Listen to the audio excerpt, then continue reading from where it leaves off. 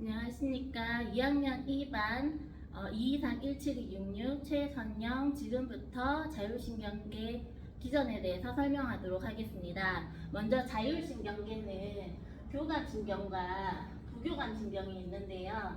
그 교감신경과 부교감신경 둘 다 신경절에서는 아세틸콜린이 분비가 됩니다. 그런데 신경 말단에서는 이 교감신경에서는 노르에피네프린이 나오고 부교감신경은 아세틸콜린이 그대로 나옵니다. 그래서 이거 수용체랑 결합을 하는데요. 그 교감신경의 노르에피네프린은 아드레날린 수용체와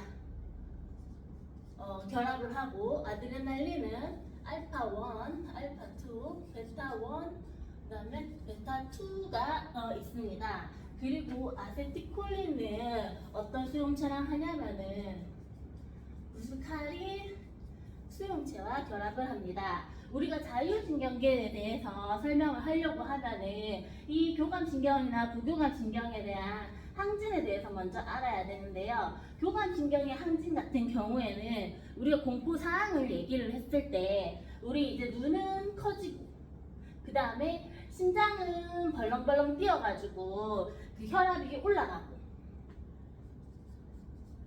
그리고 이제 그 소변 같은 경우는 못 누잖아요. 소화도 안 되고 이제 소화도 안 되고, 그 다음에 눈 커지고 소화도 안 되고 뭐 이런 작용들을 한단 말이에요. 그리고 이 부교감신경은 이 교감신경에 반대로 항진을 해요. 그거를 우리는 기항작용이라고 합니다. 뭐 이런 기전에 대해서 먼저 알고 설명을 하도록 하겠습니다.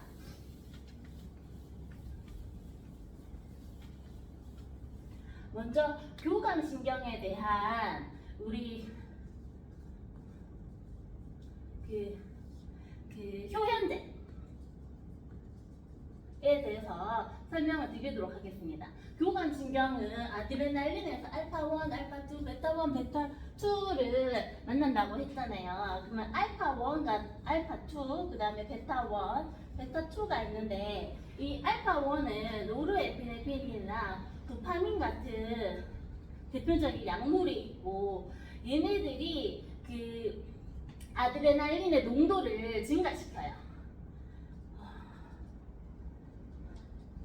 농도를 증가시켜가지고 얘네들 어떤 작용을 하냐 하면은 교감신경이 항진과 같은 작용을 해요. 그래가지고 이제 혈압을 올린다던가, 아니면은 우리 눈동자를 크게 하는 동공을 확대시킨다던가, 아니면은 이제 그 방광을 수축시켜가지고 소변을 못 보게 해요. 뭐 이런 작용들을 하고, 알파2 같은 경우에는 글로시딘이라는 그 약물이 대표적인데, 얘 같은 경우는 노르에피네프린을 억제시켜요. 그렇다 보니까 이제 혈관을 이완시키게 되고, 그래서 이제 혈압을 낮추죠. 그래서 이제 고혈압 약물을 많이 쓰게 되고, 이제 베타1 같은 경우에는 두부타민이라는 약물이 있는데, 이 두부타민은 어떤 작용을 하냐면은 우리 이제 심장 근육에 작용을 해서 이게 박동수를 높여요. 그래가지고 얘가 이제 쇼크사가 왔을 때 우리가 어떤 식으로 하면은 이제 은근 약물로 많이 사용하는 게 두부타민입니다. 그리고 베타2 같은 경우에는 알부테롤이라는 약물이 있는데요. 이 약물은 그 세기관지에 민무늬 근육 있잖아요. 그 세기관지 민무늬 근육을 자극해요. 그래서 그 기관지를 확장시키는데, 이 기관지를 확장시켜서 이제 천식 환자들 한데 도움이 됩니다. 그리고 이게 효현제라고 하죠. 어고니스트의 반대말은 기람제로 안티어고니스트 아고니스트라고 하는데요. 이거는 이제 기량작용을 하는 약물이라고 보면 돼요. 그러면은 이제 노르에피네프린, 알파 1 같은 경우에는 어떤 게 있냐면 뭐뭐 조신으로 끝나는 약물들이 있어요. 이 약물들이 뭘 하냐면은 노르에피네프린을 억제해가지고 말 그대로 혈관을 이완시켜가지고 이게 약물들은 교혈암 환자들 치료 약물을 많이 쓰고요. 그리고 그 베타 같은 경우에는 어떤 약물이 대부분 있냐면은 뭐뭐 톨레 뭐 요렇게 나오거든요. 요런 약물 끝이 이렇게 끝나는 약물이 있는데 이때 우리가 주의해야 될 점이 뭐냐면은 이 베타2예요. 이 베타2 같은 경우는 아까 뭐라고 했어요? 여기 이제 기관지를 확장시켜가지고 천식 환자를 그 도와주는 약물이라 했잖아요. 이 약물을 잘못 이렇게 억제하게 되면은 얘를 베타2를 이제 우리가 차단하게 되면은 어떤 현상이 일어나냐면은 기관지가 당연히 수축돼요. 기관지 수축되면은 우리가 이게 코로 내 숨을 못 쉬어요. 그럼 당연히 사람이 숨을 못 쉬면 죽어요. 그래가지고 이런 약물들을 할 때는 이제 천식 환자나 아니면은 COPD 환자, 뭐 기관지 환자들 같은 경우는 이 베타2를 첨가하는 안티어고니스트 약물들을 할 때는 주의가 요망이 된다. 이렇게 알고 계시면 되시고, 우리가 이제 그 교감신경에 대한 약물에 대해서 배웠잖아요. 그러면은 이제 부교감신경에 대해서 설명을 드릴 건데요. 부교감신경 같은 경우에는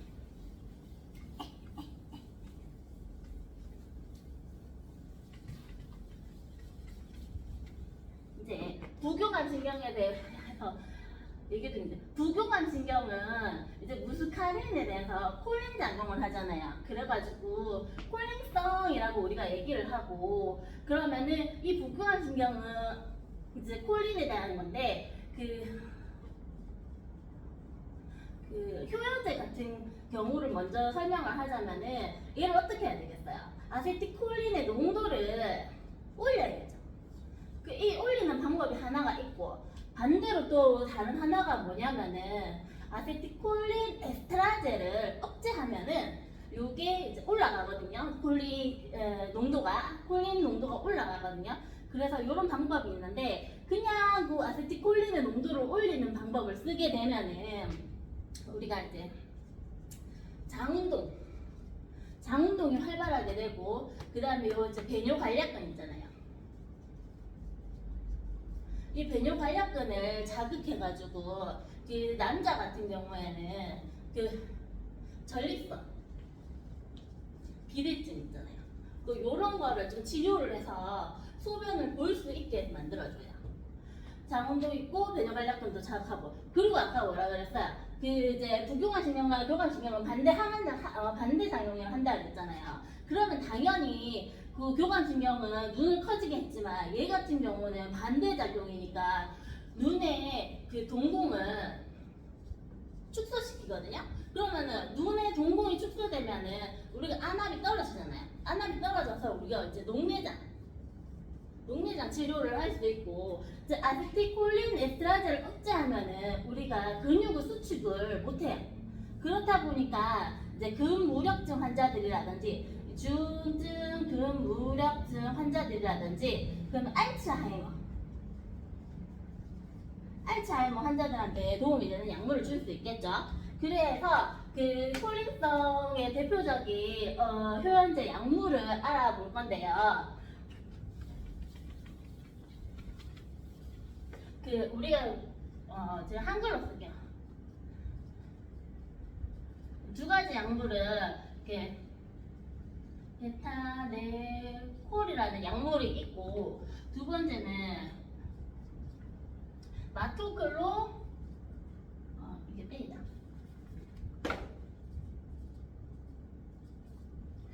이게 마토클로프라마이드라는 약물, 이 두 약물이 콜린성 효연제에 대한 대표적인 약물이에요. 그러면은 이제 반대로 우리가 이제 부교감신경에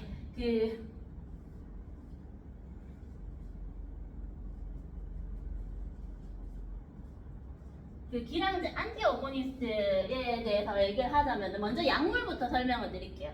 약물 같은 경우에도 두 가지가 있는데요. 트루파인이 있고요. 그 다음에 벤조트로파인이라는 요 두 가지 약물이 있는데 부교감 신경 같은 경우에 기량제는 어떤 거냐면은 이제 교감 신경의 효연 작용이랑 유사한 반응을 해요.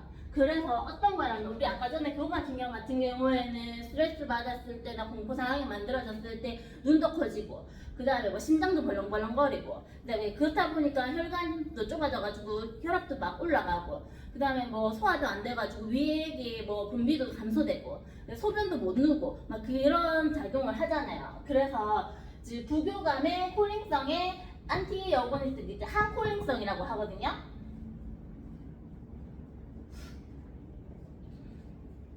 항콜링성 같은 경우에는 교감신경의 그 어고니스트의 효능 작용과 뭐 비유사한 작용을 한다라고 보시면 됩니다.